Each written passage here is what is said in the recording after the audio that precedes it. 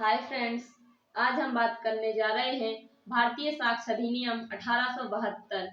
जिसमें सेक्शन 11 जो है उसको आज हम देखेंगे कि सेक्शन 11 किस तरह की बात करता है और इसमें किस प्रकार के फैक्ट्स जो है वो रिलेवेंट होंगे यानी कि सुसंगत होंगे। हमारा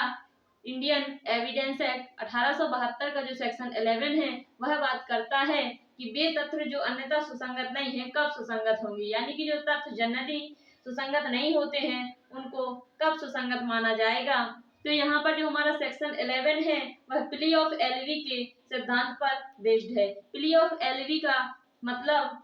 होता है अन्यत्र उपस्थिति का सिद्धांत, यानी कि जो हमारा सिद्धांत है वह बात करता है कि जिस व्यक्ति पर कोई आरोप लगाया गया है कि उसने वह अपराध किया है तो वह वहां पर उपस्थित नहीं था, यह साबित करना होगा। सेक्शन 11 यही बात करता है कि यह साबित कर दिया जाता है कि जहां पर ऑफेंस हुआ है वह जिस व्यक्ति पर आरोप लगाया गया है कि वह ऑफेंस उसने किया है तो वह यदि अपनी अन्यत्र उपस्थिति यानी कि प्ली ऑफ एलवी को साबित कर देता है तो उसको यहाँ पर रिलेवेंट फैक्ट मानकर उसको डिफेंस मिल जाएगा। डिफेंस जो है इनोसेंट पर्सन को ही मिलता है। प्ली ऑफ एलवी का डिफेंस इनोसेंट पर्सन को ही मिलता है और सामान्यतः जो प्ली ऑफ एलवी है वह क्रिमिनल केसेस पर ही अप्लाई होता है। और प्ली ऑफ एलवी में एक एग्जाम्पल अगर हम देखें तो एक्स नाम का कोई व्यक्ति है जिस पर यह चार्जेस है कि उसने वाई नाम के व्यक्ति को जो है कि कलकत्ते में मारा है। जिस तारीख को उसने कलकत्ते में उस पर आरोप है कि इस तारीख को उसने एक्स ने वाई को मारा है, तो यदि एक्स यह प्रूव कर दे किसी रसीद से डेट सहित रेस्टोरेंट या फिर होटल्स या फिर टिकट्स, जिससे वह यह प्रूव कर दे कि वह उस टाइम पर दिल्ली में था या फिर किन लोगों के साथ था, यह रसीद या फिर कोई भी प्रूव्ड देकर साक्ष्य देकर एविडेंस के आधार पर यदि वो यह साबित कर देता है कि वह जहाँ पर ऑफेंस हुआ है कलकत्ते में वहां उस टाइम पर उसका पहुंचना संभव ही नहीं था, असंभव था या फिर अनादि संभाव्य था, तो यदि वह यह साबित कर देता है कि वह वहां पर जिस टाइम पर ऑफेंस हुआ है वहां पहुंच ही नहीं सकता था, उसकी उपस्थिति वहां पर संभव ही नहीं थी, तो उसको यहाँ पर प्ली ऑफ एलवी का बचाव मिल जाएगा।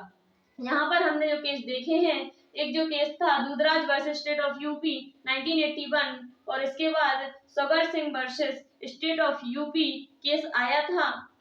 जो आया था 1978 में। इस मामले में कहा गया था कि कोर्ट ने डिसाइड किया कि प्ली ऑफ एलवी तभी अप्लाई होगा जब अक्यूज्ड प्रूव करे कि वह ऑफेंस की जगह पर पहुंच ही नहीं सकता था, यानी कि ऑफेंस की जगह पर उस समय जिस समय ऑफेंस हुआ है उसका पहुंचना संभव ही नहीं था, या वो साबित कर देता है उसको प्ली ऑफ एलवी का डिफेंस मिल जाएगा। इसके बाद जो हमारा केस आया था सखाराम वर्सेस यूपी का 1992, इस मामले में यह डिसाइड किया गया कि यदि प्ली ऑफ एलवी साबित नहीं की जाती है यानी कि प्ली ऑफ एलवी प्रूफ नहीं होती है तो किसी भी आरोपी को ऑफेंडर अपराधी नहीं मान लिया जाएगा, यह प्रिजम्पशन नहीं किया जाएगा। यहाँ पे फिर प्रोसिक्यूशंस को अपना अभियोजन पक्ष को अक्यूज्ड साबित करना पड़ेगा। और यहाँ पर जो हमारा प्ली ऑफ एलवी है इसका डिफेंस ओनली इनोसेंट पर्सन को ही मिलता है,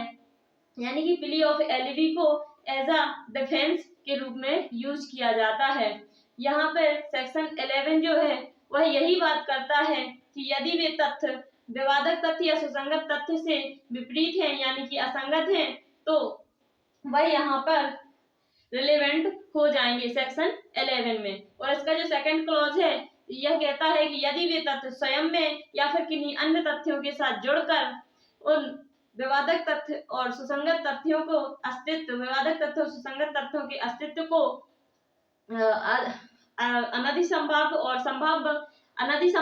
अधिसंभाव्य बनाता है, यानी कि प्रोबेबल और इम्प्रोबेबल बनाता है, तो वो तथ्य यहाँ पर रिलेवेंट हो जाएंगे सेक्शन 11 में। इंडियन एविडेंस सेक्शन 11 यही बात करता है और वह प्ली ऑफ एलवी पर बेस्ड है। प्ली ऑफ एलवी का मतलब हम जान चुके हैं, हमने पहले ही बताया कि प्ली ऑफ एलवी का तात्पर्य होता है अन्यत्र उपस्थिति का सिद्धांत, यानी कि वह व्यक्ति जहां ऑफेंस हुआ है वहां वह उपस्थित हो ही नहीं सकता था या फिर उसकी उपस्थिति वहां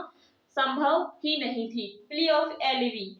elsewhere of somewhere else. Thank you everyone. Thank you for watching.